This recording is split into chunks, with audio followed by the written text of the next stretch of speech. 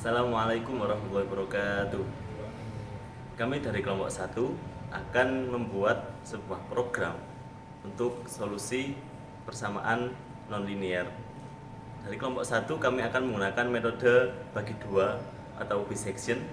Untuk anggota kami beranggotakan 9 orang. Yang pertama yaitu saya sendiri, Sordi Amrita Pertama dari Teknik Informatika. Nama saya Andes Mesdianto, saya dari Prodi Informatika. Perkenalkan, nama saya Robert Baskiwasaki, saya dari Prodi Teknik Informatika. Perkenalkan, nama saya Rizandi Agung Baskara dari Prodi Teknik Informatika. Saya Sudrajat Hakiki dari Prodi Teknik Informatika. Perkenalkan, nama saya Aryo Fajar dari Prodi Teknik Informatika. Perkenalkan, saya Salsabila Oktavianisa dari Prodi Teknik Elektro.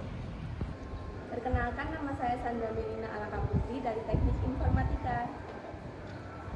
Perkenalkan, nama saya Bintang Abila dari Teknik Informatika.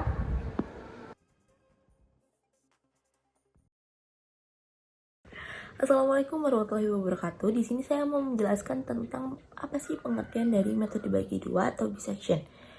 Oke, pengertian dari metode bagi dua atau yang disebut dengan metode bisection adalah salah satu metode numerik yang digunakan untuk mencari akar solusi dari suatu persamaan matematika.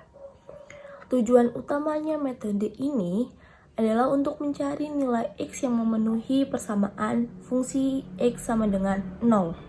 Metode bisection atau metode bagi dua sering digunakan karena sederhana dan dapat diandalkan. Metode bisection mempunyai keuntungan dan kelemahan. Antara lain keuntungannya adalah metode ini konvergen jika persamaan kontinu dan tanda berlawanan dipertahankan. Yang kedua, kelemahannya. Kelemahan dari metode ini bisa memakan waktu lebih lama dibandingkan dengan metode numerik yang lebih canggih, terutama untuk interval dan awal yang besar. Untuk selanjutnya akan dilanjutkan oleh rekan saya. Nah, kali ini di sini saya mau menjelaskan mengenai sifat metode bisection. Yang pertama adalah konvergensi. Metode bisection adalah metode konvergen, yang berarti dengan setiap iterasi, perkiraan akar akan mendekati solusi sebenarnya. Ini membuatnya menjadi metode yang dapat diandalkan untuk menemukan akar persamaan. Nah, yang kedua adalah sederhana. Metode ini relatif sederhana untuk diimplementasikan dan dipahami. Prinsip dasarnya adalah membagi interval menjadi dua secara berulang sampai akar ditemukan. Nah, yang ketiga adalah stabilitas. Metode bisection umumnya stabil dan bekerja dengan baik dalam menemukan akar, terutama jika interval awal dipilih dengan benar. Nah, yang keempat adalah menggunakan interval awal. Metode ini memerlukan pemilihan interval awal, array x1, x2 yang memenuhi syarat tanda berlawanan, yaitu fx1 kali fx2 kurang dari 0. Akar harus berada di antara A dan B, dan untuk sifat selanjutnya akan dijelaskan oleh teman saya. Sekian, terima kasih. Assalamualaikum warahmatullahi wabarakatuh. Di sini saya akan melanjutkan apa yang telah dijelaskan teman saya. Yang keempat, menggunakan interval awal. Metode ini memerlukan pemilihan interval awal x1, x2 yang memenuhi syarat tanda berlawanan, yaitu f x1 kali f x2 kurang dari 0. Akar harus berada di antara A dan B. Memerlukan persamaan kontinu. Metode bisection cocok untuk persamaan yang kontinu. Artinya, fungsi f x harus memiliki sifat kontinu di interval yang dipilih. Pembagian interval awal menjadi dua interval yang lebih kecil dengan titik tengah sebagai C, yaitu C sama dengan A plus B bagi 2.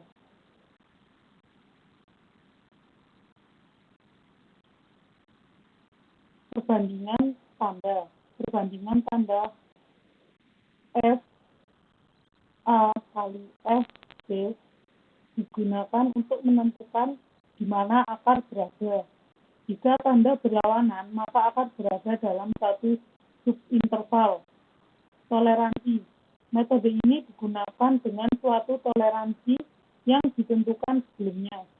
Ketika interval sangat kecil, misalnya kurang dari toleransi tertentu, hasilnya dianggap tidak cukup akurat. Keterbatasan pada interval awal besar. Metode bisection mungkin memakan waktu lama jika interval awal sangat besar, karena pembagian interval harus dilakukan dengan cara berulang. Oleh karena itu, metode ini lebih cocok untuk kasus di mana akar berada dalam interval yang relatif kecil. Dengan sifat-sifat ini, metode bisection menjadi salah satu metode numerik yang sering digunakan untuk menemukan akar persamaan matematika dengan kendala yang baik. Oke, selanjutnya saya akan menjelaskan cara kerja dari metode bisection. Yang pertama adalah pilih interval awal x1, x2 yang memenuhi syarat tanda berlawanan, yaitu f x1 dikali f x2 kurang dari 0. Ini menunjukkan bahwa akar berada di dalam interval tersebut. Kemudian yang kedua adalah bagi interval x1, x2 menjadi dua subinterval yang lebih kecil dengan menggunakan titik tengah xm, yaitu xm sama dengan x1 ditambah x2 per 2. Kemudian yang ketiga adalah evaluasi dari fungsi pada titik tengah, yaitu fxm. Yang keempat, periksa tanda dari fxm.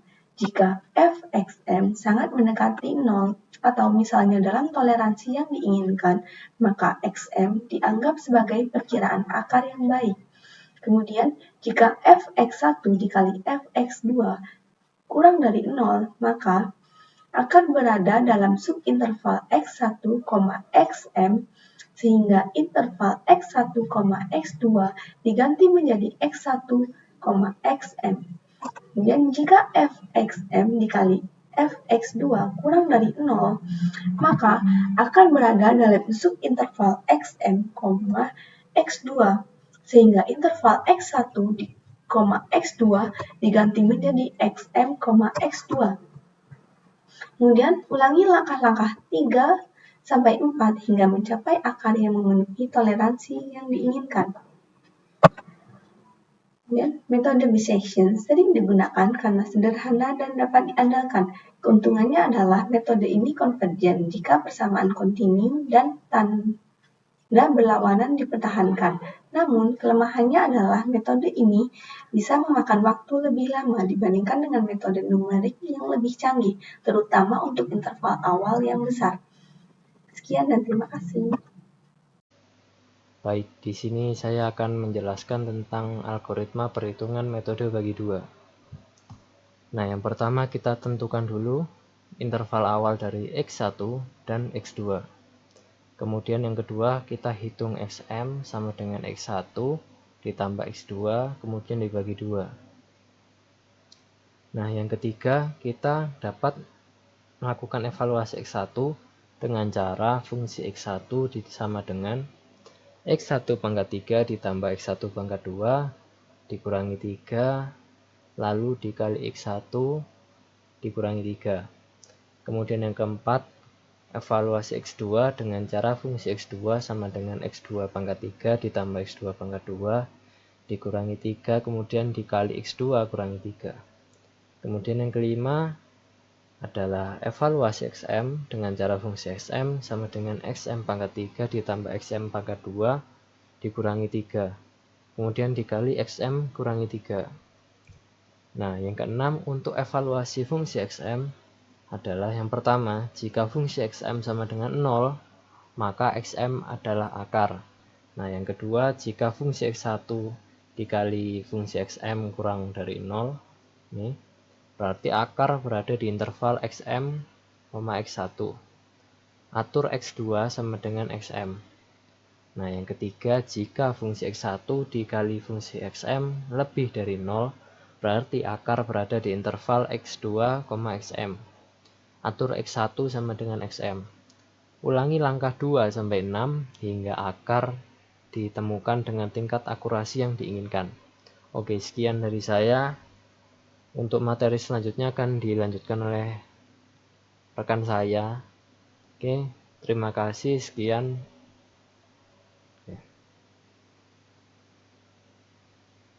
Dan kami akan melanjutkan membuat program Excel dari ini sebuah persamaan yang seperti ini ya, dari soal yang sebelumnya diberikan sesuai dengan di sini ya, kita disuruh buat fx sama dengan x pangkat 3 tambah x pangkat 2 dikurang 3x dikurang 3 sama dengan 0. Nah, ini tugas A. Kebetulan kami memilih untuk menggunakan metode bagi dua atau bisection, oke?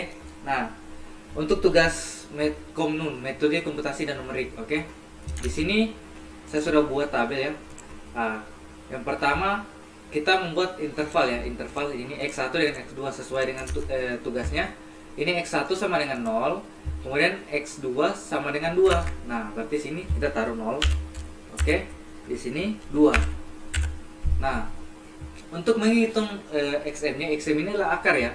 Akar ini rumusnya seperti ini guys.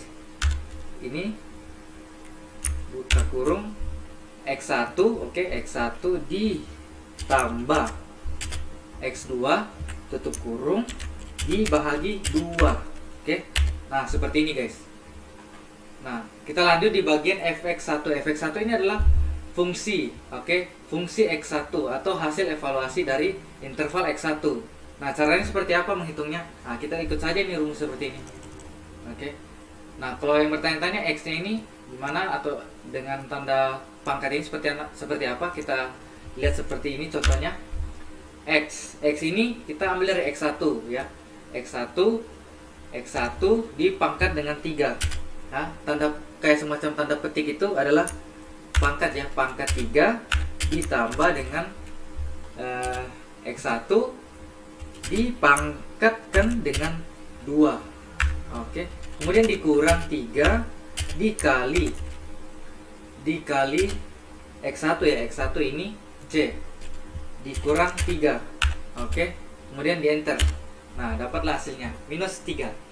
Nah, nolnya ini kenapa tidak dimasukkan? Nah, karena ini bukan bagian dari rumus ya. Rumusnya hanya ini. Oke, rumus untuk menentukan fx ya. Oke. Nah, kemudian kita masuk lagi di fx2. Fx2 ini sebetulnya mirip ya, mirip dengan x1 rumusnya. Cuman kita kali ini mengambil dari interval x2 yang ini. Oke. Jadi rumusnya seperti ini, mirip sekali. Oke, kita pertama x2 dipangkatkan dengan 3 ditambah dengan d8 atau x2 ya, dipangkatkan dengan 2. Kemudian dikurang 3 dikali d8 atau x2 ya. Kemudian dikurang 3. Oke, kita enter, dapatlah jawabannya. Kemudian kita lanjut di fxm. Fxm kali ini kita juga mirip ya, dan kita mengambil tapi kita mengambil dari sini xm ya, variabel xm atau interval xm. Kita rumusnya mirip, berarti sama dengan E8 atau xm dipangkatkan dengan 3 ditambah dengan E8 pangkat 2 dikurang 3 dikali E8 atau xm ya, E8 atau xm dikurang 3. Oke, dapatlah hasil seperti ini ya, minus 4. Kemudian untuk menghitung error relatif. Error relatif ini kita cara hitungnya seperti ini. Oke, kita mengambil dari ini ya, full mengambil dari ini ya. X8 XM ya, maaf, XM kita dalam kurung dulu ya. Absolut, kita buat absolut dulu guys ya. Karena ini absolut berfungsi untuk mempositifkan ya, mempositifkan seluruh nilai negatif. Karena di dalam error relatif itu tidak ada istilah nilai negatif ya. Jadi dia harus positif untuk mengetahui nilai error relatifnya. Jadi kita buat absolut, terus dalam kurung kita ambil dari sini X kurang X lagi XM, terus dikurang 1, ditutup kurung, kemudian dibahagi XM lagi, seperti ini ya guys. Oke, kemudian kita enter. Nah, dapatlah hasil ini. Tapi ini rumus seperti ini hanya berlaku untuk iterasi pertama saja. Kemudian yang selanjutnya beda lagi rumusnya. Tapi setelah iterasi kedua itu sampai seterusnya itu rumusnya sama sudah. Oke, jadi kita lanjut ke error yang dalam bentuk persentase atau persen ya. Jadi rumusnya mirip, cuman kita ada ubah sedikit. Kita buat lagi absolut, kemudian dibuka kurung XM dikurang XM, kemudian dikurang 1, tutup kurung, dibagi 2 kali 100. Oke, seperti itu ya rumusnya, dikali 100. Nah, dapatlah 50%. Oke. Nah, kemudian kita lanjut ke ini ke X1, pokoknya di bagian iterasi kedua ya. Nah, ini bagaimana caranya biar iterasi ini bisa jalan ya. Kita membuat kondisi if. Oke. Kondisi if itu seperti ini ya. If ya. Kita buat if oke, if fx1, jika fx1 dikali xm ya, fxm ya, itu perhitungannya seperti itu ya, dikali fxm seperti ini. Terus hasil dari perkalian tersebut dibawa dengan 0 ya, dibawa 0, maka ini apa namanya, DC8 atau X1 C8. Oke, C8 diubah dari XM ya, XM ini yaitu E8 kali ini ya. Oke, seperti ini. Terus kita enter. Nah, mirip kan? Jadi logikanya ini seperti ini guys ya, teman-teman. Oke, kita logikanya seperti ini. Ini kan dia mengecek ya, tapi dengan cara mengeceknya itu seperti ini. Ini mesti fx1 ini dikali dengan fxm ini dikali ini. Nah, jika hasil dari perkalian ini dibawa dari angka 0 ya, angka 0. Nah, ini xm ini dipindahkan ke sini, atau lebih tepatnya dikopi ke sini, atau diduplikat ke sini, atau dipindahkan lah, seperti itu ya. Nah, untuk x2 ini, interval yang x2, kita gunakan rumus yang sama ya, mirip if, kondisi yang sama, cuman ada satu operasi logika yang berubah ya, seperti ini. If ya, if dalam kurung fx1 dikali dengan fxm ini seperti ini, dan hasilnya itu di atas, yang tadi kan di bawah ya, di bawah. Nah, di bawah 0. Nah, ini di atas 0 ya, di atas 0. Nah, maka yang ini ini apa nih, D8 ya, atau X2 D8 diubah dari XM, diikut kayak gini aja, terus enter. Nah, gini.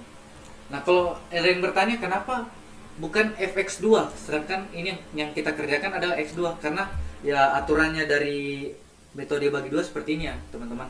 Kita mesti diambil dari sini. Nah, selalu diambil dari fx1 begitu. fx1 dikalikan fxm gitu. Oke.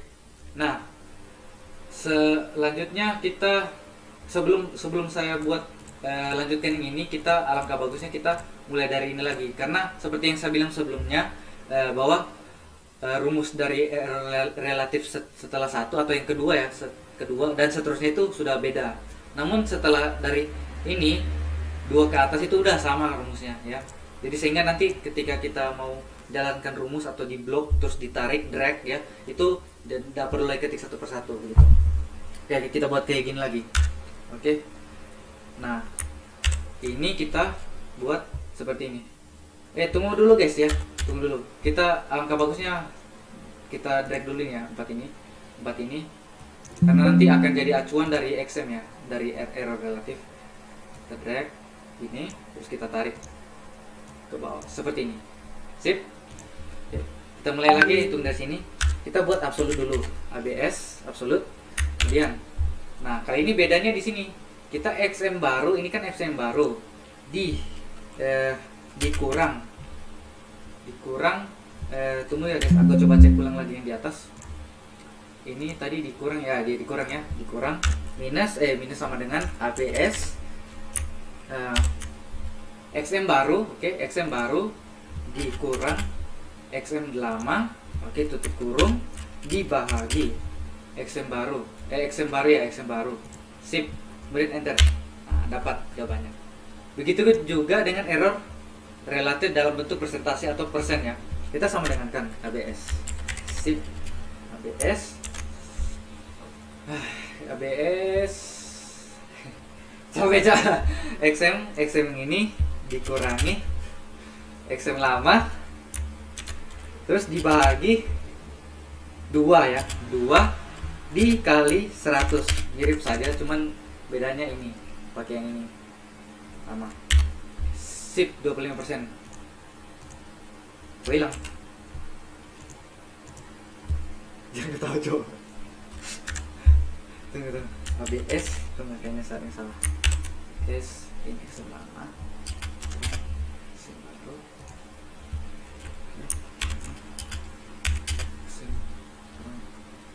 bagi 2 kali 100.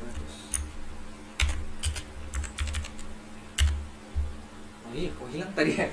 Ngebug kayaknya tadi. Oke guys, tadi kayaknya ada ngebug tadi, sini muncul semacam tiba-tiba hilang ya. Padahal kalau perhitungannya benar nih. Oke, seperti ini. Kemudian kita lanjut lagi ya. Jadi tanpa perlu kita buat lagi ketik satu persatu, ini kan lama ya. Ketik lagi satu persatu, kita tinggal drag aja kayak gini. Drag terus sampai ke mentok sini, terus kita tarik nih ke bawah. Tarik sampai mentok ke iterasi 15. Nah, seperti ini guys. Jawabannya telah ditemukan. Ore. Aduh, capek guys. Ada pertanyaan nih bang. Tunggu bang. Cut dulu. Ini kan yang tadi ya. Bukan. Yang tadi ya. Ini. Saya mau cek lagi coba, jangan nanti ada yang tidak mirip kan. Aneh kan. 0,1429. 0, ya. Sip. Ada pertanyaan nih bang. Iya. Nah, dari tadi itu saya lihat yang di kolom dari X1 sampai error relatif. Nah, di situ kok ada komanya. Apakah itu otomatis bang? Oh, yang koma yang ini. Ah iya, dari tadi kok. Oh, yang ini. Ada komanya otomatis. Ini hanya ini sih. Ini cuman angka desimal.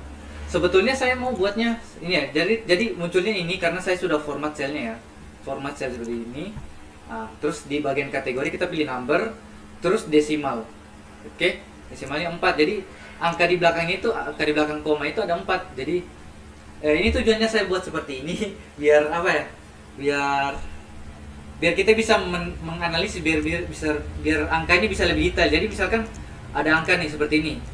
14,555 gitu ya. Yeah. 3 desimal kan, angka desimal kan. Nah, kemudian ada di bawahnya. Di bawahnya misalnya 12 juga atau ya 12 angka 555 begini ya, seperti ini ya. Namun kenapa ini ada ini juga begini ya?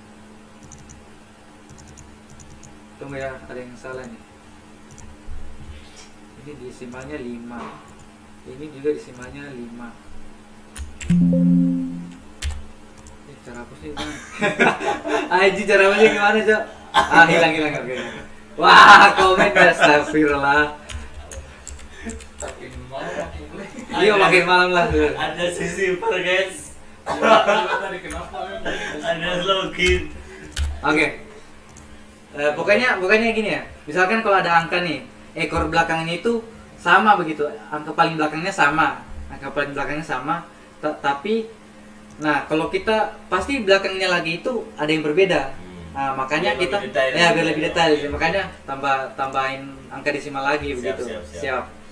Nah, ada lagi nih pertanyaan dulu bang. Ya. Nah, di error relatif yang di semuanya itu kan ada fungsi atau rumus absolut.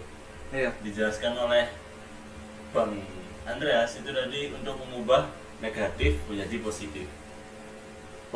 Nah, itu kalau kita inputnya positif, apakah berubah jadi negatif atau tetap positif? Tergantung. Misalkan kalau ada perhitungan dari sini, ini kan patokannya dari error relatif ini ke XM ini kan. Nah, misalkan ada nilai di XM kan, mungkin bisa jadi nilai di XM itu minus atau 0, sekian, terus dikalikan dengan ini lagi, atau mungkin seperti rumus yang kedua ini ya. Pokoknya misalkan perkaliannya itu menghasilkan angka negatif. Nah, dengan adanya absolut ini, dia jadi positif. Dia selalu mengubah negatif jadi positif, atau lebih singkatnya, lebih tepatnya dihilangkan angka negatifnya gitu, dikonversi begitu. Kalau hasilnya positif, tetap positif. Bacaannya tetap positif. Jadi semuanya hasilnya positif. Iya, harus positif. Oke. Terima kasih. Iya. Oke, sip. Sekarang kita lanjut ke sini. Kita tambahkan border biar. Nah, itu. Iya, makanya. Nah, seperti ini. Nanti. Iya, paling detailnya. Iya, Cok. Astagfirullah, paling detail sekali tuh, Cok. Capek saya, Cok.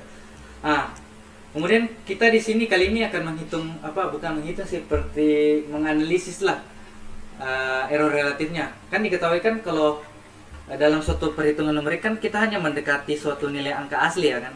Nah, salah satu patokan yang bisa dilihat itu dari error relatifnya. Nah, error relatifnya itu makin kecil angka error relatifnya berarti kemungkinan dia nilai akar yang dicari itu di bagian situ error relatifnya. Misalkan sini kita cari, ini kita analisis bersama-sama. Nah, ini errornya terlihat seperti ini kan. Ini misalkan ini alasan mengapa saya mesti tambah angka desimal lagi. Misalkan saya tambah lagi di sini. Oke. Saya tambahkan mungkin sampai 10 ya. 10. Boleh 10. 8 lah dulu. Nah, seperti ini akan ada perbandingan. Jadi lebih detail. Iya, lebih detail. Oke. Nah, kita misalkan analisis seperti ini. Nah, atau dari sinilah bisa dilihat XM-nya. Nah, seperti ini. Banyak kan? Saya lupa. Saya tidak usah jelasin itu sih, tidak usah. Kata aja di situ. Kata aja. Saya lupa cara jelasin jelasin error relatifnya ini. Dia patokannya dari mana gitu, apa dari FXM-nya gitu. Oke, langsung ini aja bagian ke. Saya tidak perlu jelasin lagi error relatif. Saya lupa, Cok, anunya. Emang perlu dijelasin? Enggak sih. Enggak, ya udah. Enggak usah. Sebenarnya dijelasin juga tapi ya udah. Oke, dari situ tadi penjelasan saya. Mohon maaf bila ada yang salah atau kurang ya.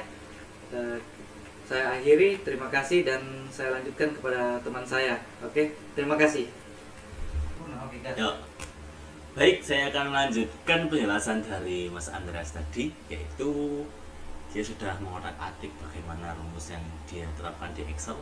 Nah, jadi sekarang saya akan lebih menjelaskan dari menghitung secara manual yang tadi sudah kita hitung dan kita masukkan ke dalam board.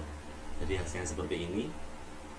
Nah, sesuai dengan persamaan kita mencari akarnya, yaitu fx sama dengan x3 ditambah x2 dikurangi 3x dikurangi 3 sama dengan 0, dengan nilai interval awal yaitu x1 sama dengan 0 dan x2 sama dengan 2 pada metode bisection atau bagi 2.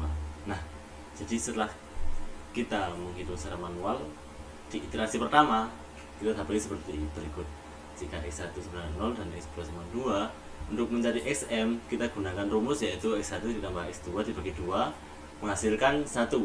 Nah, terus selanjutnya yaitu f x1, rumusnya yaitu x3 dipangkatkan 3 ditambah x1 dipangkatkan 2 dikurangi 3 dikali x1 dikurangi 3 akan menghasilkan angka yaitu minus 3 atau negatif 3.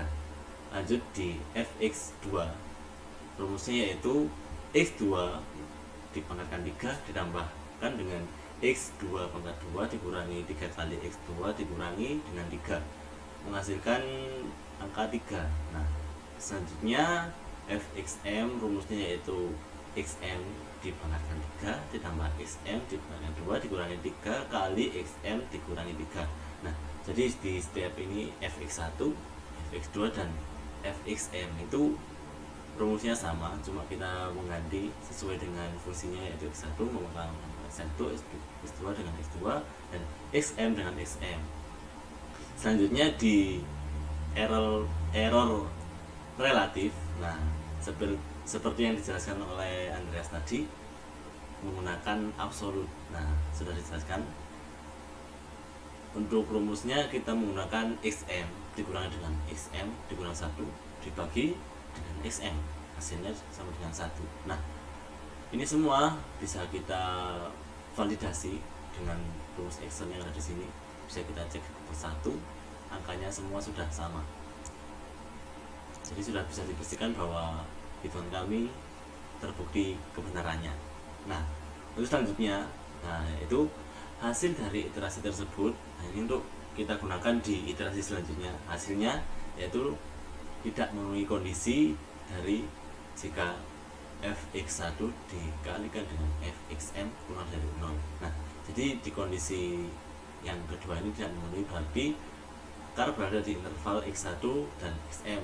Maka kita atur x1 nya sama dengan xm. Nah, jadi kita x1 nya ini kita ambil dari xm sama dari 1, karena tidak memenuhi kondisi terus berikut.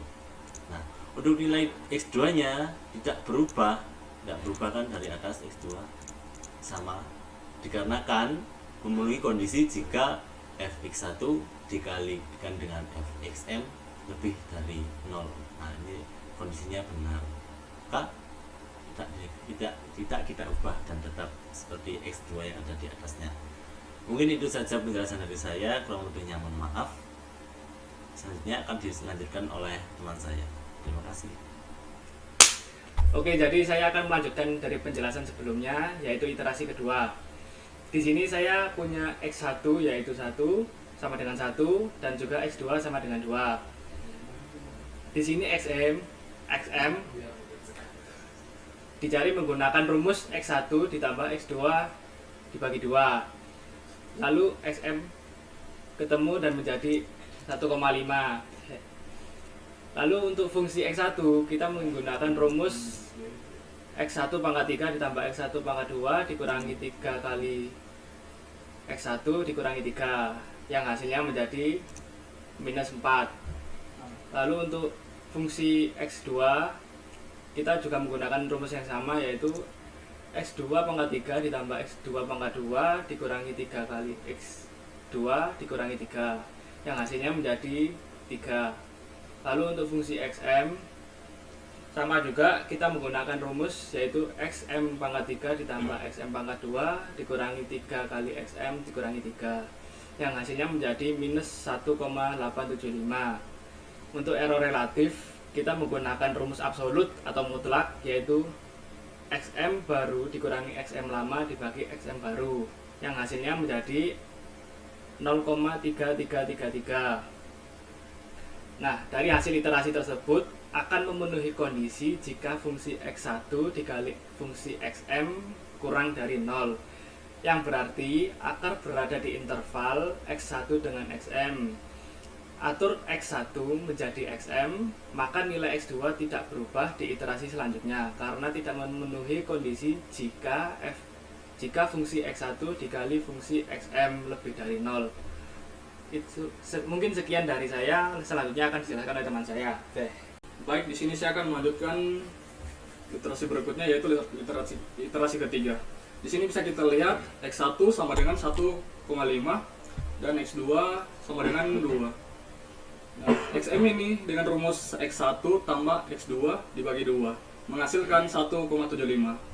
Nah, untuk x1 dengan rumus berikut ini, x1 pangkat 3 ditambah x1 pangkat 2 dikurang 3 kali x1 dikurang 3 menghasilkan min 1,875.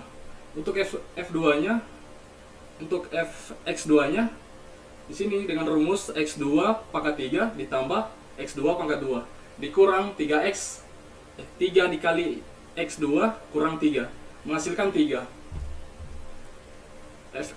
fxm ini sama dengan rumus xm 3 ditambah xm pangkat 2 dikurang 3 kali xm kurang 3 menghasilkan 0,1719.